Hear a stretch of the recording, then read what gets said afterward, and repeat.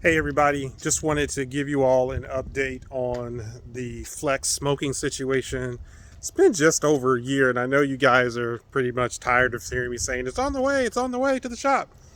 But I've got like 6 cars to maintain with my kids, so the Flex just keeps slipping back down the priority list. So today I started it up, um, and just wanted to let you guys see what's happening with it. It's been sitting, but listen to how it sounds. And so again, it's truly beautiful car, except for when it's not covered by all of this pollen. And right now this is what I've got.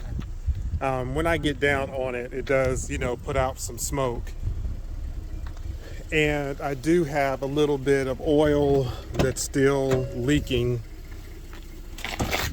Just pop the hood real quick. I really appreciate you all sticking around for this. Maybe I should do a GoFundMe, right? Fix my Flex. So again, valves tapping as usual. I did do one repair before. There's the new PCV valve kind of right here that I put in.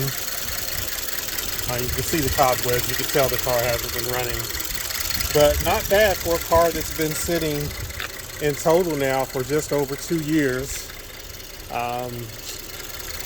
We've got some oil stuff there on the side of that cover, but I think what I'm going to do is pray for a miracle. I'd love to get the car back running again. Again, it just like started on the first pull, drove it around the block, parked it here, just gonna let it run for about 30 minutes. Other than that, there is a code for the catalytic converter. So I guess one of the cats is kind of clogged.